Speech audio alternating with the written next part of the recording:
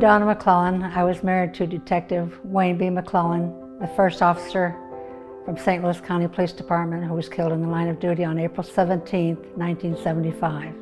I met Wayne back in 1964 when he was stationed up at Loring Air Force Base in Maine.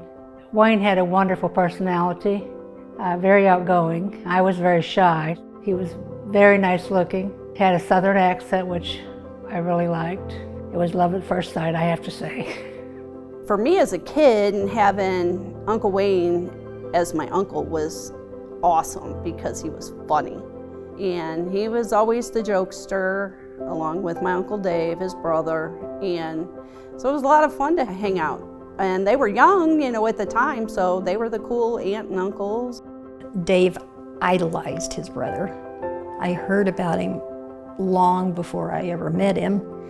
And it was Wayne this and Wayne that. And he wanted to be a police officer, just like his brother.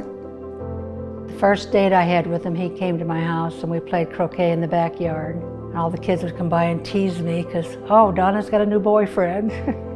I probably turned 3 shades of red, but I didn't mind. I was glad to be with him. A year later, we were married. During that year, he worked on the base. He was in the K-9 unit, and his job and his K-9's job were to guard the B-52 bombers. Being up in Maine, he was out in horrible conditions, a lot of snow, 60-degree below zero weather at times, and he never complained. He loved being in the Air Force. He was very proud. His father actually performed the wedding ceremony since his dad was a Pentecostal preacher and a pastor of a church in Poplar Bluff. They were wonderful, just like their son. Wonderful personalities, all of them. A lot of fun to be around. Wayne had his buddies from the Air Force stand up with him as best man and ushers, and they got together and decided they were going to write HE on the bottom of his left shoe and LP on the right shoe at the bottom. So when he knelt to do the ceremony, everybody in the audience would see help on his shoes. Within 3 months, he was hired on for St. Louis County Police Department. He was so happy, so proud of the uniform, really loved being part of the police department, part of that family. I met Wayne at the police academy on October 1st, 1965. We came from somewhat similar backgrounds in that we both served 4-year tour of duty in the United States Air Force. He was just highly energetic, very personable, outgoing. He took everything seriously, but he always had a smile on his face. And one thing we knew about him, he never met a stranger. He could talk to anybody, and he was popular in the academy class, and we all enjoyed working with him. Wayne had 2 loves of his life. One was his family, and the other was the police department. He truly loved his job, and he enjoyed coming to work every day, and he said, I got to do the best I can. And I always thought that someday he'd be either the chief or in a command position or whatever, and I'm sure he would have too. At the time that Wayne died, Sherry was 8 years old, Karen was 5 years old, and Brian was 3. Wayne loved his kids. He would get down on the floor and play with them. He couldn't wait to be home to be with them. He was so much fun. I know he loved his family very much. He was a jokester, so of course, he'd be taking the kids or riding them, on his shoulders, or he was just a happy guy. He just never seemed to be upset to me. Christmases were out of this world. We took turns having them at each other's houses. Yeah, Wayne was always there with his movie camera.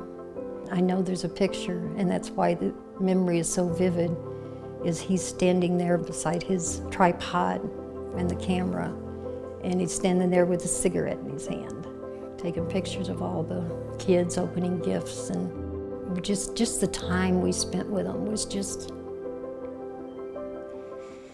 unforgettable. He loved kids so much, he ended up going into the juvenile bureau. The only thing he hated was when he had to take children away from their parents because they were not good to their children, which broke his heart. He would just get really upset if, something happened to one of the kids that he was working with. He would just be devastated over that. Then later, he had a chance to work at the juvenile detention center where he got to go in there and talk to the teenagers. Really helped a lot of them. I even got letters after Wayne died from 3 different teenagers that he had helped turn around their lives. We had 3 small children and Wayne worked a lot, so I felt like I was talking to babies all the time. I had to get out, so I talked to my neighbor. They had a 7-Eleven store, and so I started working part-time there. The night that Wayne was killed, he stopped in there with the kids on the way to pick up Rhonda to babysit for the kids. And he stopped in. He had heard there was a lot of shootings and robberies at convenience stores, and he was very worried about me that night. Little did he know that he was the one that was going to leave, not me.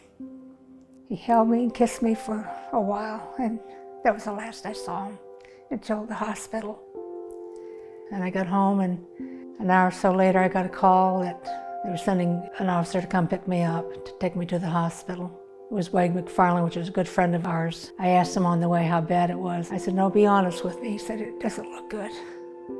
They kept him alive until his parents came from Poplar Bluff to see him and say their last goodbyes to him. And it wasn't long that he was gone. It was so hard. And it was really hard for Dave. His mom and dad grieved so much and so long. Wayne's death was the first line of duty death of any police officer in the St. Louis County. It's then 20-year history, and it was devastating to us. The police department was there for me all during that time and have stayed with me all these years. For financial support, the Backstarpers stepped in and took care of me and still are taking care of me to this day, 48 years later. It was a tragic event for the county police. We'd only been in existence some 20 years. It was a difficult issue. We didn't know how to handle it, but fortunately we had command staff who had military experience as well as myself, and we knew what to do, and we had to do something to recognize him, his family, and to make his life live with us for many, many years.